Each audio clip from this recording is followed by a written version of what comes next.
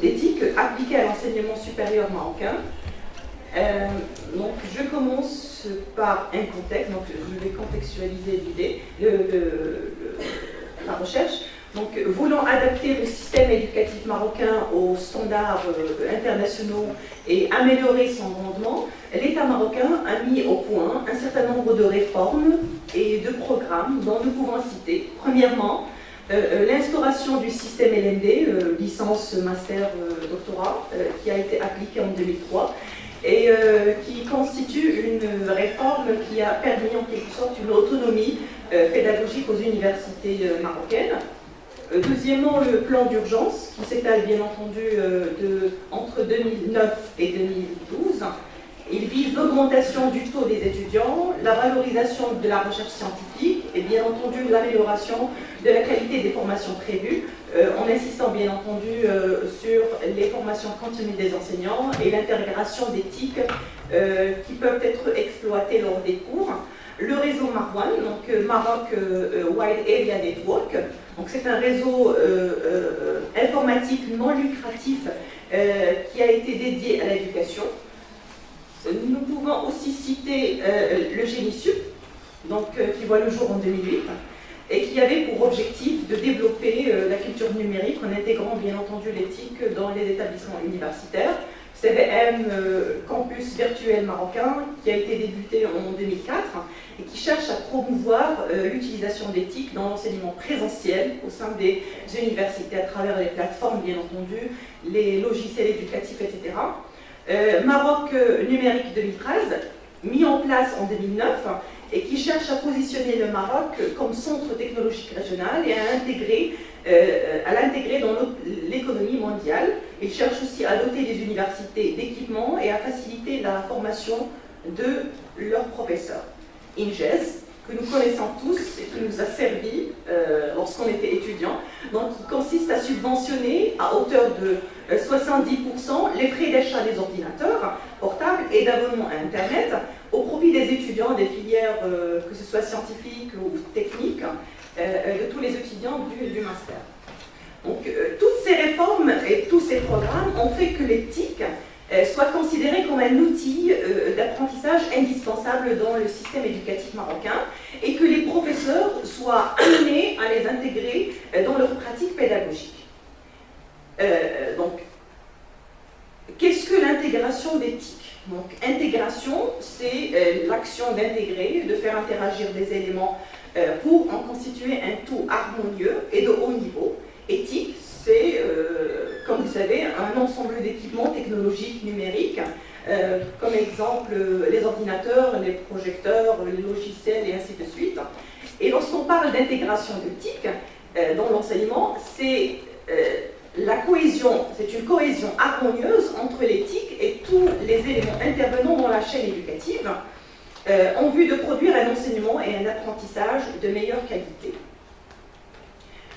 L'intégration d'éthique peut se réaliser dans un enseignement présentiel, comme elle peut aussi se réaliser dans un enseignement à distance. Donc l'enseignement présentiel, qui est un mode d'enseignement qui implique la coprésence de l'enseignant et des apprenants en un même milieu et en même temps.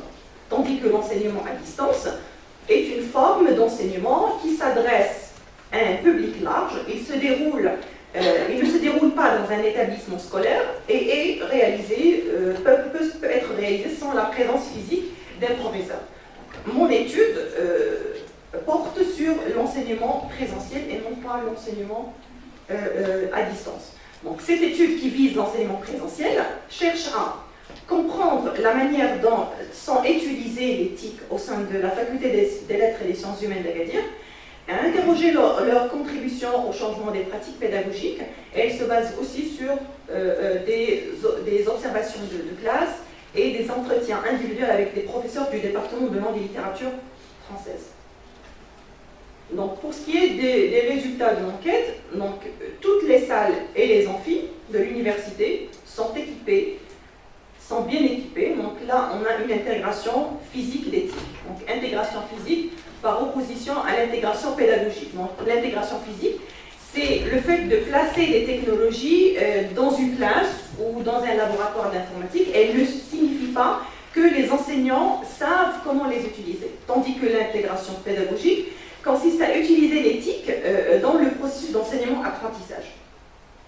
Et l'intégration d'éthique dans un système peut demeurer au niveau physique ou bien évoluer vers le niveau pédagogique. Et tout cela dépend de l'appropriation ou non d'éthique par les enseignants. Deux catégories. Donc, premièrement, toutes les salles, tous les amphis de l'université sont équipés. Donc, nous avons des ordinateurs, des vidéoprojecteurs et ainsi de suite. Donc, nous avons une intégration physique d'éthique. Deux catégories d'enseignants. Donc, nous avons des enseignants qui n'intègrent pas l'éthique dans leur pratique pédagogique et des enseignants qui les intègrent. Donc, pour les enseignants qui ne peuvent pas, donc pour la première catégorie, donc ceux qui ne les intègrent pas, donc nous avons les enseignants qui ne peuvent pas les intégrer dans leur pratique pédagogique à cause de leur non-maîtrise d'éthique. Ils le disent d'ailleurs lors de mes entretiens avec eux. Donc, il y a des professeurs qui ont dévoilé le fait qu'ils ne maîtrisent pas l'éthique et ils étaient réticents lors de son utilisation. Donc ceux qui refusent de les intégrer, donc, ils avancent en prétexte l'effectif important des étudiants, la nature des modules assurés, donc, pour des enseignants qui assurent des cours au sein de la faculté de lettres et des sciences humaines, donc, ils vont proposer, assurer des cours qui sont différents d'autres professeurs qui assurent des enseignements technologiques et scientifiques. Donc pour eux, ils n'ont pas besoin d'éthique pour assurer des cours, pour expliquer les leçons. Donc la nature des modules assurés, aucune utilité d'éthique car les étudiants apprennent le maximum en classe sans leur aide. Les professeurs de cette catégorie continuent à utiliser le tableau dans leur activité. Donc, pour les professeurs qui intègrent l'éthique, donc les professeurs de cette catégorie projettent un contenu numérique en utilisant un vidéoprojecteur ou un rétroprojecteur. Le contenu projeté peut être sous forme d'images, de photos, de tableaux de peinture, etc., comme c'est le cas pour le module Histoire de l'art. Nous avons des professeurs qui utilisent l'ordinateur juste pour projeter un tableau de peinture ou des photos, d'exercices. Dans le module, par exemple, de grammaire, les exercices peuvent être projetés pour permettre aux professeurs de gagner plus de temps. Cependant, certains professeurs finissent par abandonner cette méthode de travail car ils estiment que les étudiants doivent garder une trace écrite pour la révision. Ils optent donc pour les polycopier. Donc, nous avons aussi les cours projetés. Donc, cette catégorie d'enseignants n'utilise pas le tableau lors des activités, elle opte plutôt pour l'exposé ou le cours projeté. Donc, les professeurs choisissent le cours projeté. Ce cours-là se base sur les dispositifs pour donner leur cours. L'utilisation du PowerPoint en classe présente des dégâts qui peuvent se résumer dans les points suivants. Premièrement, l'excès de ces diapositives fait hélas croire que c'est trop demander aux étudiants de lire des livres, d'être présents en cours et de prendre des notes. Les slides empêchent d'avoir des raisonnements compliqués. Les diapositives encouragent les professeurs à utiliser des slogans, des schémas, etc. et encouragent et découragent les analyses profondes qui prennent la complexité d'une situation en compte.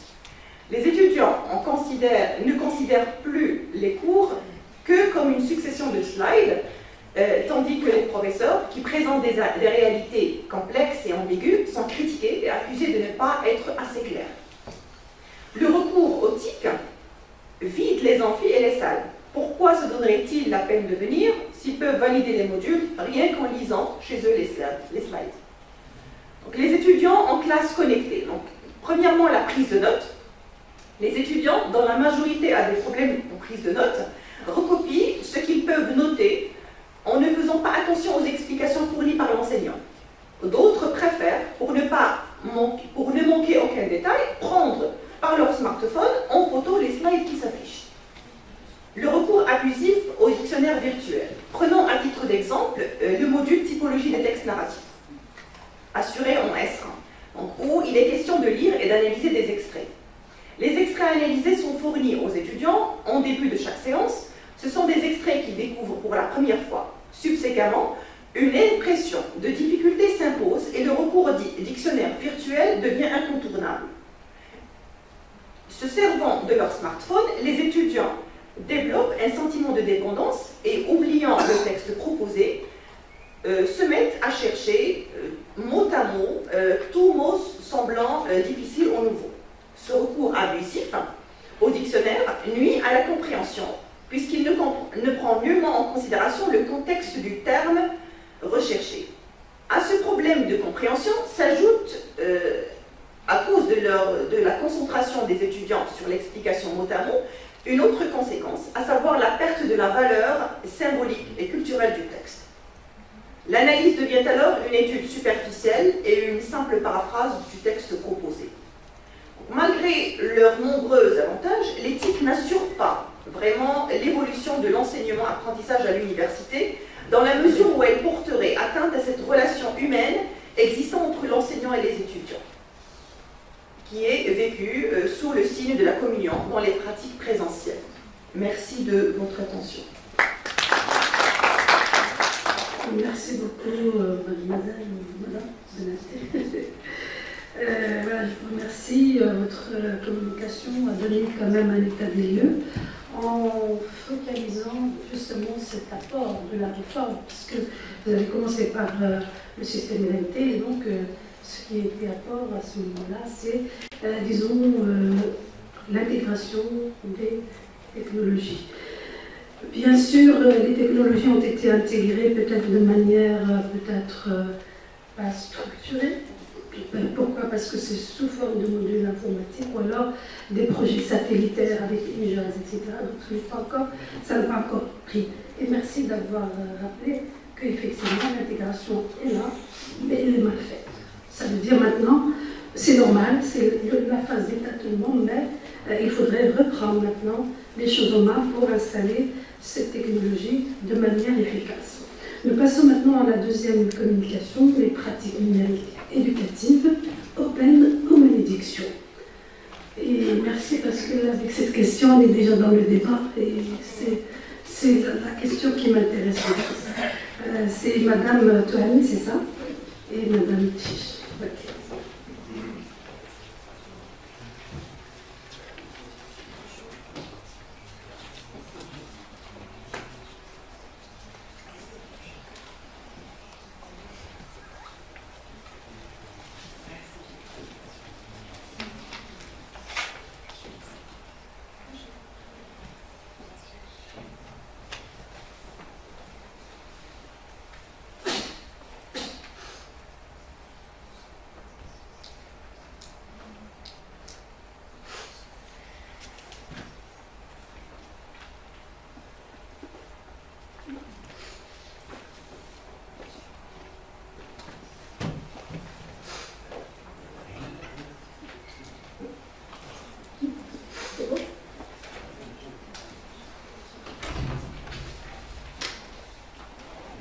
Merci Madame la modératrice.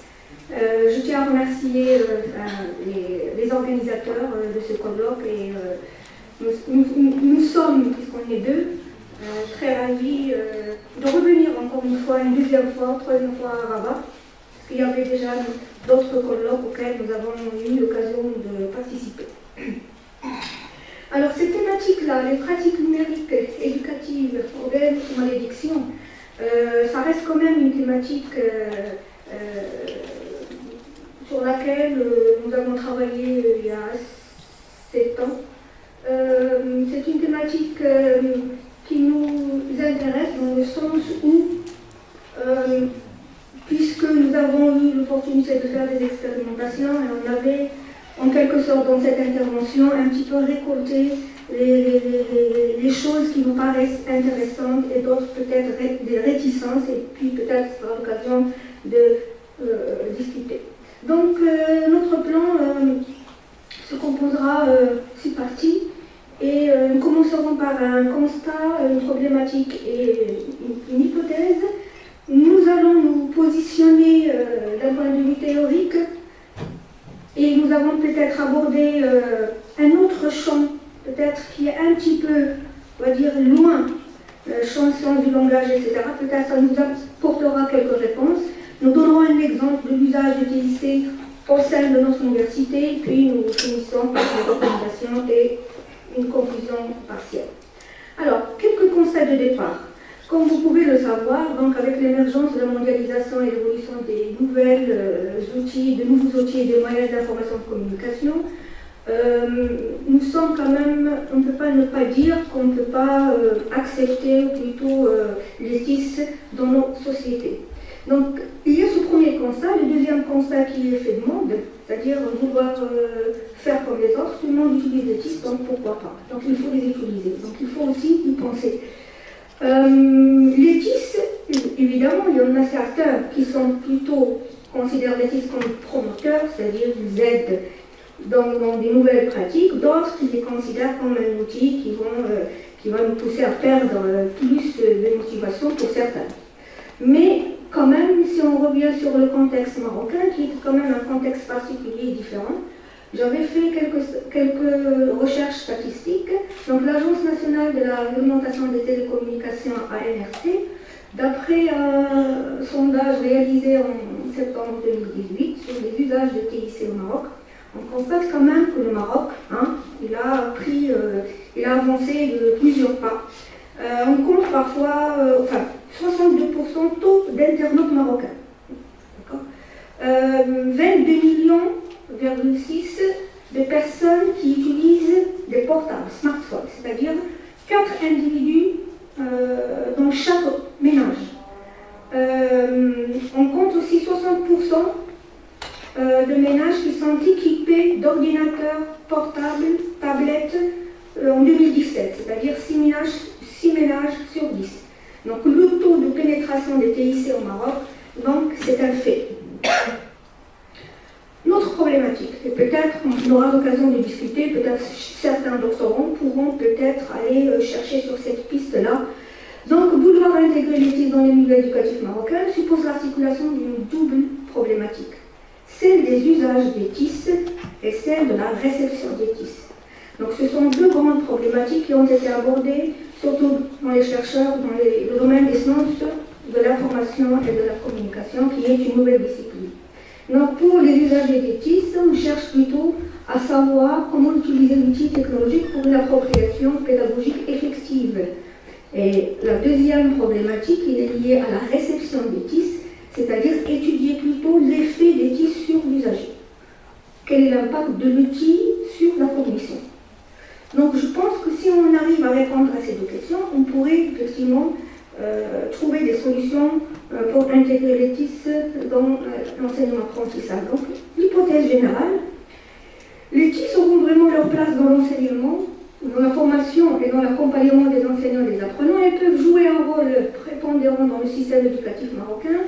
C'est une valeur ajoutée, qu'on le veut ou non. Il ne faut pas avoir ni appréhension ni rejet, mais le réel défi, comme ça a été dit ce matin, consiste plutôt à s'intéresser aussi bien à l'aspect technique, didactique, pédagogique, c'est-à-dire il faut s'intéresser aux TIC, mais dans une nomenclature un peu générale. Donc peut-être l'enseignant, il est en même temps didacticien, informaticien, pédagogue, etc. Est-ce que ce n'est pas une charge supplémentaire par rapport à sa mission? Méthodologie. Donc, plusieurs expérimentations. Ce qu'on faisait, c'est qu'on a passé par une observation participante pour analyser nos méthodes, nos données. On a fait une approche compréhensible. C'est une approche qui nous permet d'aller confronter ou affronter l'apprenant et l'enseignant pour lui poser des questions.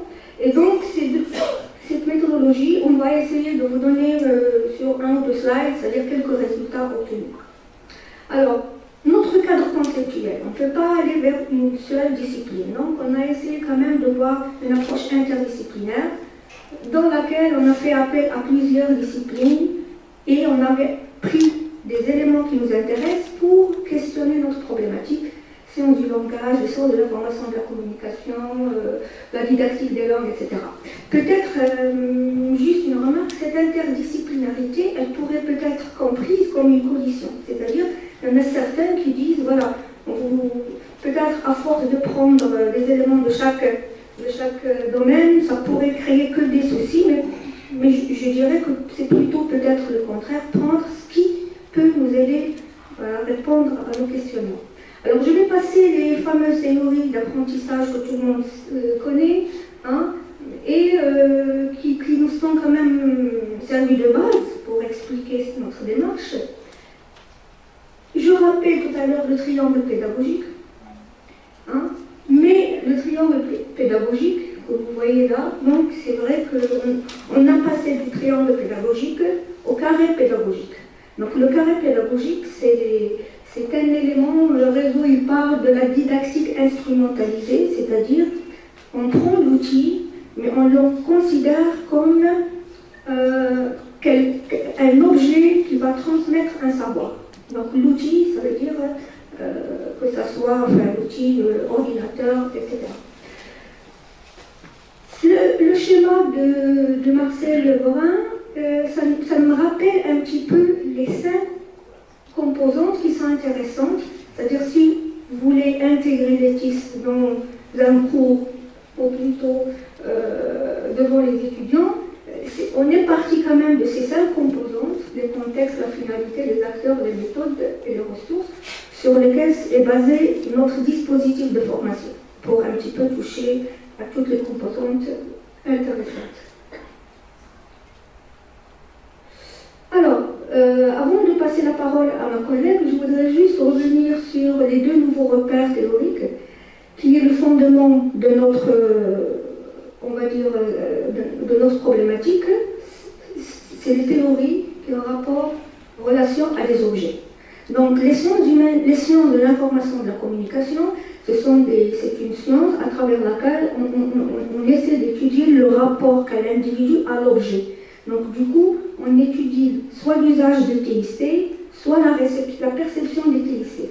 Alors, l'usage de TIC, il est connu par usage et gratification, qui est de Katz, et ce courant-là, il insiste sur ce que font les usagers de l'outil. Hein. Pour ce courant-là, il s'intéresse à l'impact de l'outil, aux faits réels, et cette approche, elle permet tout simplement de s'intéresser plus à l'individu et de savoir ou de connaître que l'individu, ce n'est pas forcément un acteur non passif, il est actif. Et il devrait lui-même prendre l'outil en otage. Donc c'est la réflexion de ça. Donc quelque part, il donne l'importance à l'individu en disant que l'individu, il n'est pas forcément un être passif. Non, il est intelligent. Donc, du coup, l'autre approche qui s'intéresse au paradigme des effets, cette approche, elle s'intéresse à ce que les TIC font aux individus, font aux gens. Ça veut dire là, c'est ciblé beaucoup plus sur les concepts là. Et eux, qu'est-ce qu'ils nous proposent? Ils proposent que les effets sur les utilisateurs doublent. Soit des effets directs, soit des effets indirects. C'est-à-dire soit les TIS sont des bons outils qui peuvent vous aider, soit non. Par contre, Guenther, lui, il a pensé, je pense qu'il a contredit ce paradigme en disant, et ça, ce que je partage cette idée-là, que l'être humain, il est considéré comme un mystère. Il est complexe, il est imprévisible. C'est-à-dire, il semble à cet auteur-là que la réception, plutôt la perception des effets, elle ne devrait pas être pensée dans ce contexte-là, mais elle devrait être dans le type de relation complexe qui lie l'objet avec l'individu. Et du coup, qu'est-ce qu'il propose? Il propose d'aller vers une sociologie cognitive à travers laquelle il faut savoir comment l'outil a tendance à sous-évaluer l'importance du processus cognitif, et du coup, il faut faire le double, c'est-à-dire ce Guenther, il contredit en quelque sorte cette problématique. Du coup, je pense que la réponse, quelque part, elle pourrait nous être apportée par cette problématique-là, ou cette hypothèse, et je laisse ma collègue, elle va parler plutôt du contexte marocain, notre expérience, effet directs et effets indirects être compris.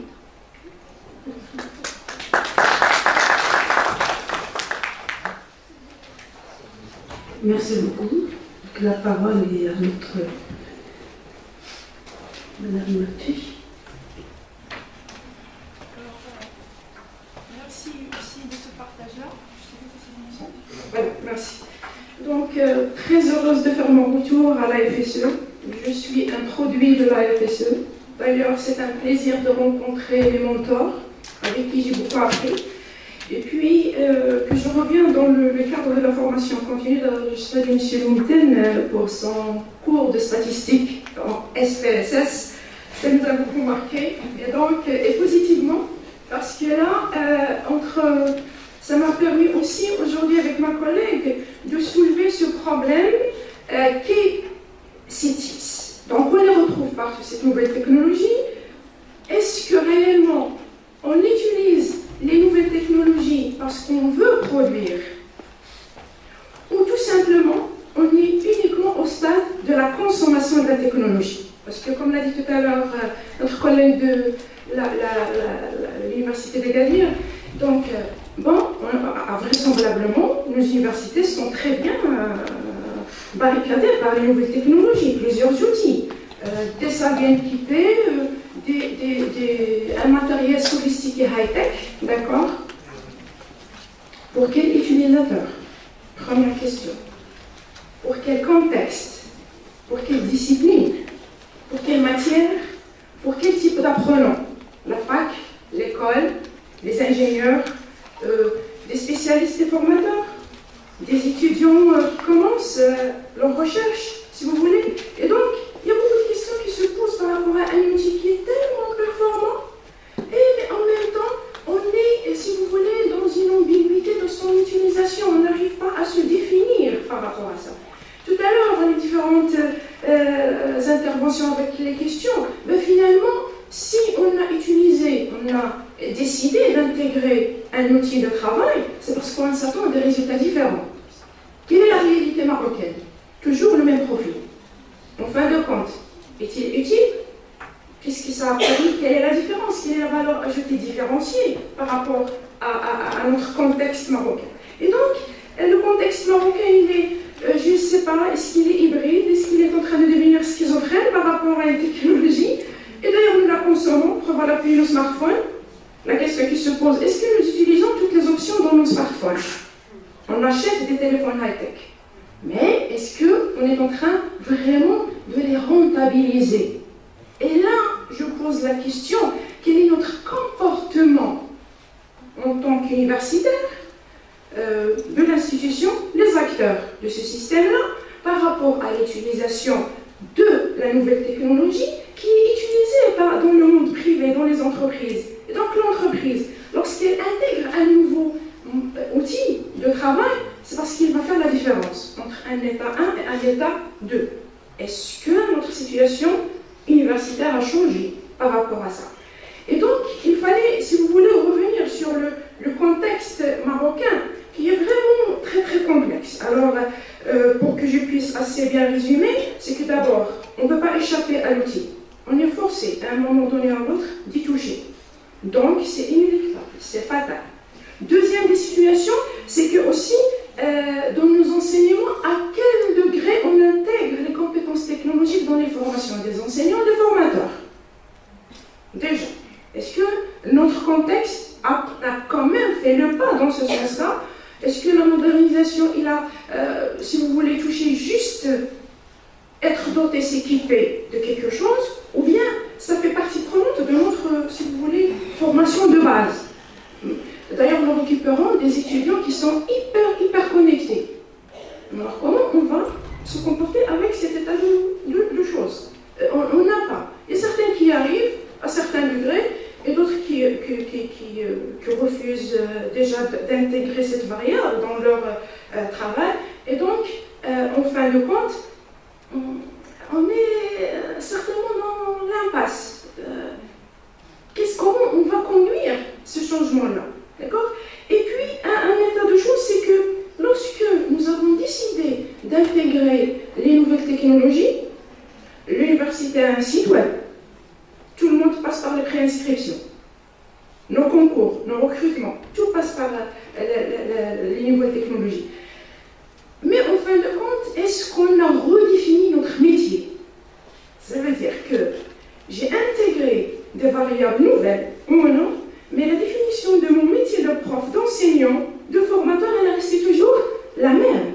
Donc, si les nouvelles technologies dans tous les domaines, ils ont refaçonné leur métier, le métier qui a intégré, nous on est resté un petit peu stable à ce niveau-là.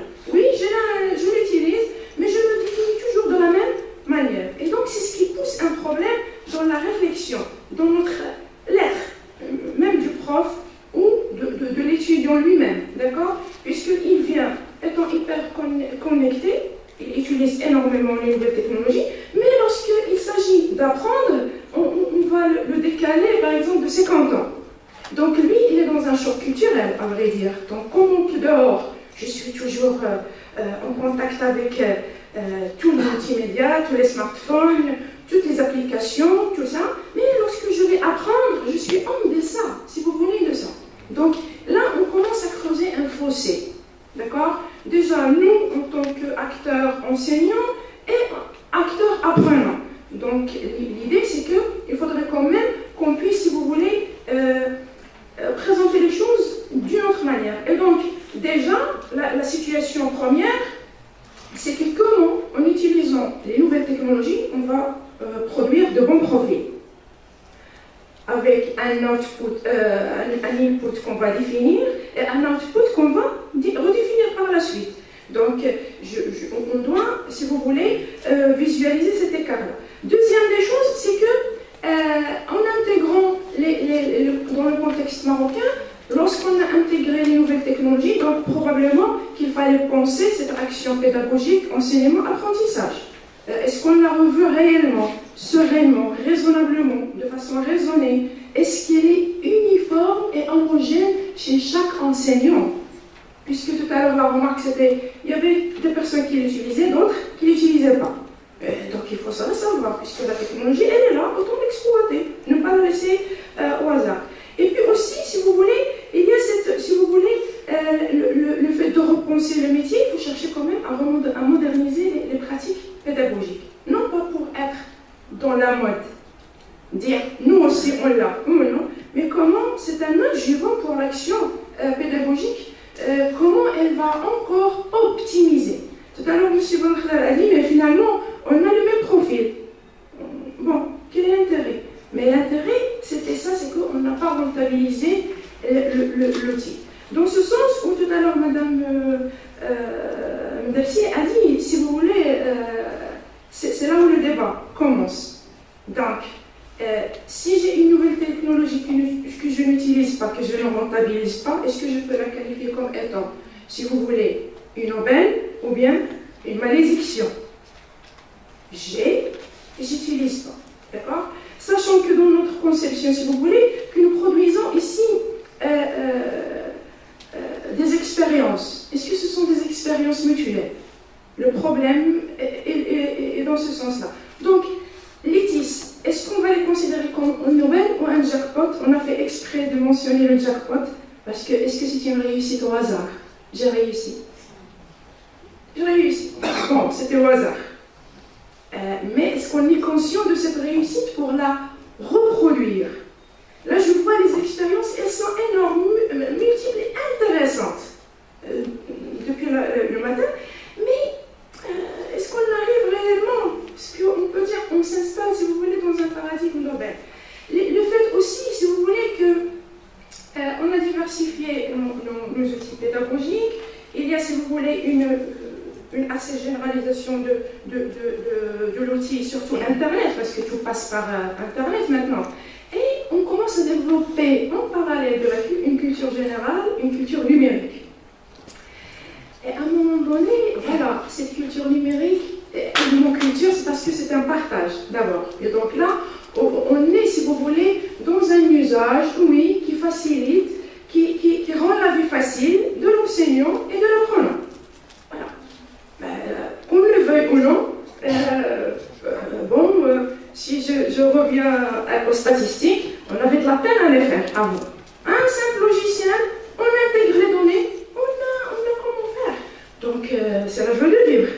c'est magnifique. Donc là, oui, c'est une aubaine. Pour combien de temps? Et c'est là le revers de la médaille. Et voilà la chose. Les expériences, oui ou non?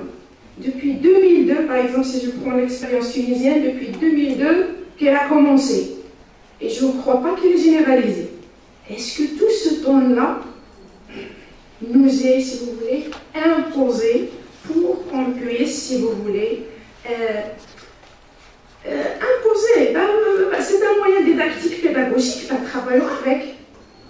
Pourquoi on est toujours au stade des expériences, des niches, ce qu'on appelle déjà en management des projets niches, et que dans la réalité marocaine, et surtout avec toutes les réticences qu'il y a, hormis le fait qu'il y a, je n'intègre pas parce qu'il ne fait pas la différence, si on veut être professionnel, si j'ai toute la nouvelle technologie et je produis le même profil, pourquoi? D'autres, ils vont dire, si vous voulez, vous m'excuserez l'expression, pour un petit peu alléger l'atmosphère, c'est dans les vieilles marmites qu'on fait de la bonne soupe. Ou non? Donc, oui, d'accord. Mais a-t-on pensé à consolider ce qui est traditionnel par ce qui est révolutionnaire? Et pourquoi on est réfractaire à cette état de choses? Et donc, l'idée, les enseignants qui ont refusé par leur plein gré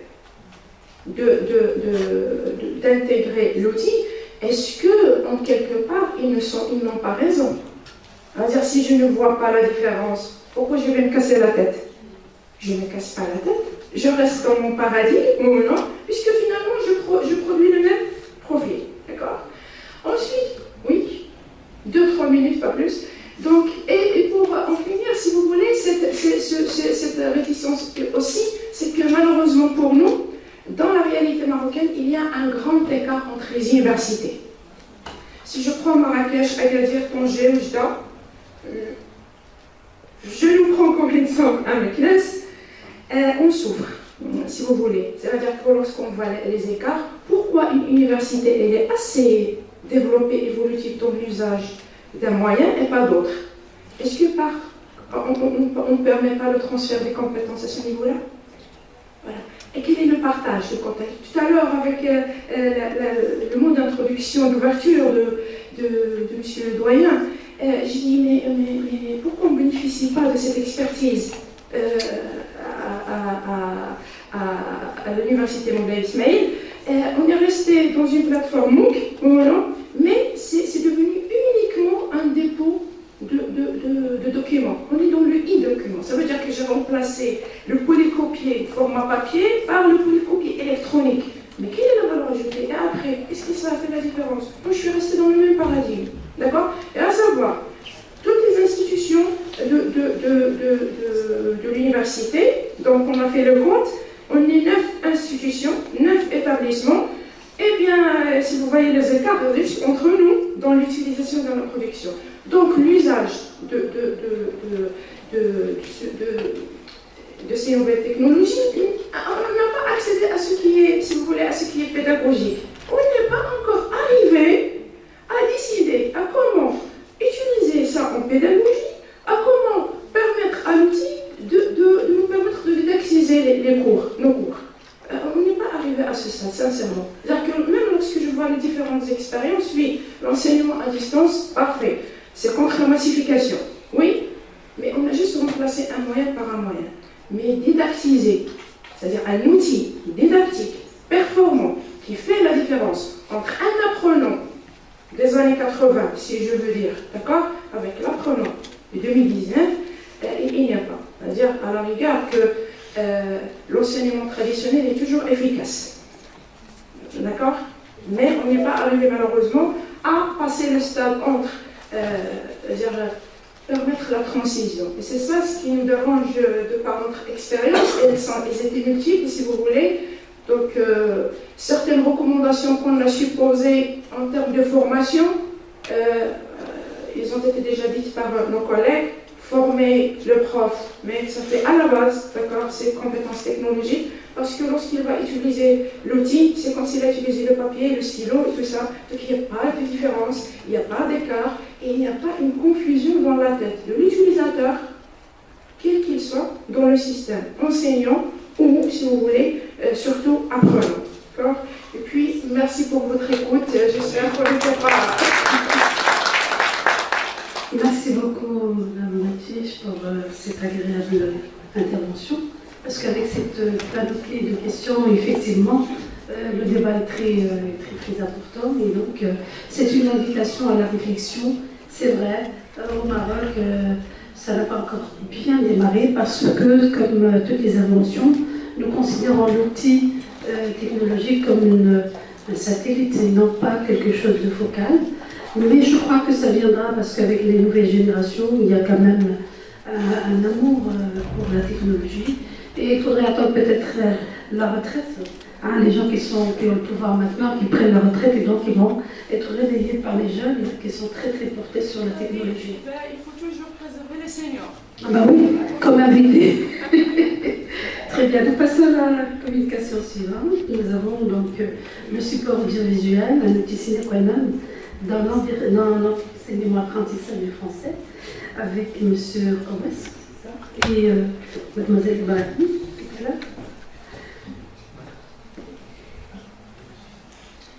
En tout cas, c'est un débat. Pendant que notre intervenant se prépare, personnellement, effectivement, vous avez raison, nous sommes encore dans l'ambiguïté. On ne sait pas ce qu'on veut et pourquoi et comment. Et puis ce problème d'écart entre les universités, je crois que ça relève la tâche des présidents des universités. Parce que chaque université a son budget et c'est à elle de faire ce qu'il faut faire. Et puis on considère encore, comme j'ai dit, avec la massification que l'outil, que la technologie, c'est encore... c'est comme si c'est un dessert, non pas un plat de résistance. C'est ça le problème. C'est-à-dire qu'il faut d'abord la vision, il faut que la vision change. Il faut qu'il y ait une information, sensibilisation vers l'utilisation de l'outil avant de l'utiliser. Et là, c'est un stade qu'on a peut-être dépassé, mais on l'a pas fait.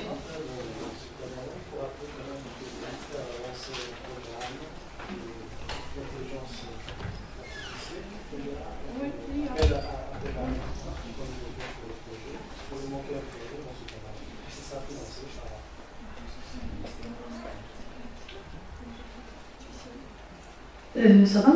C'est bon? Pas encore. En tout cas, la technologie est là. Et maintenant, c'est comment l'utiliser, quand l'utiliser, pourquoi. Nous, on est encore dans une posture de consommateur, je dirais. Hein? On est en train de consommer. On achète le dernier cri comme si c'était une belle voiture. Donc voilà, on a cette idée.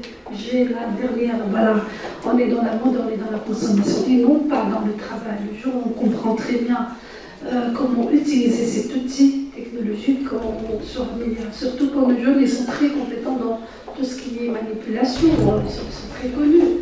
Ils ont une réputation internationale, surtout maintenant avec les gros dossiers qui perturbent le monde. Ça va? Ben voilà, je me tais. C'était pour meubler le silence.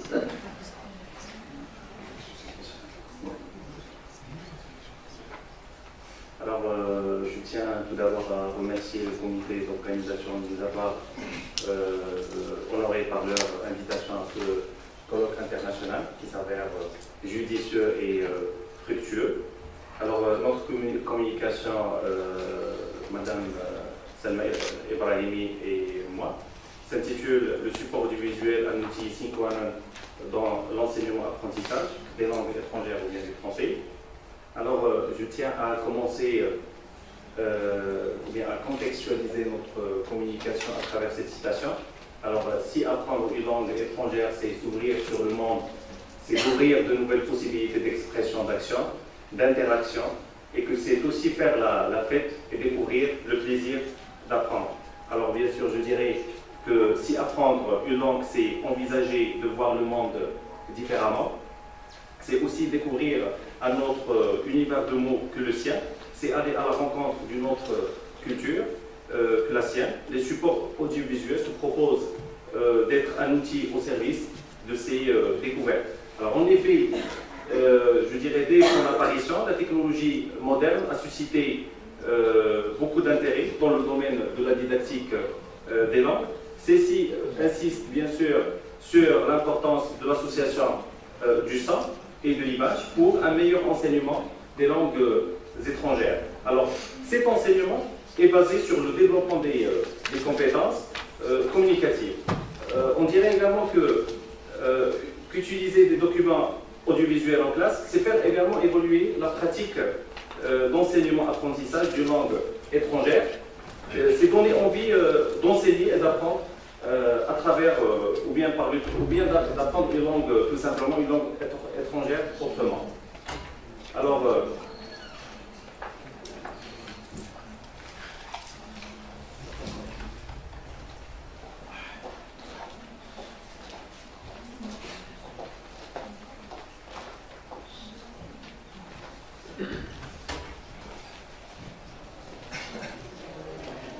je crois qu'il y a un problème.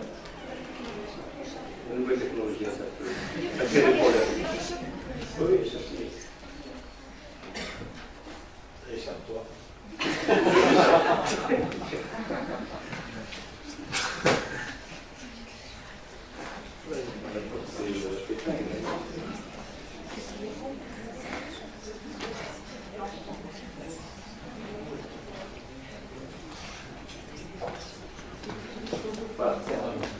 Voilà. Alors, la mise en réseau des thèmes étudiés en éducation avec les connaissances diffusées par le support audiovisuel, ainsi que la réception et la compréhension d'une part et la production d'autre part en tant que procédure d'investigation est l'apport d'un modèle innovant. Ce modèle innovant et ses apports créent une nouvelle perspective dans l'apprentissage en élargissant son contexte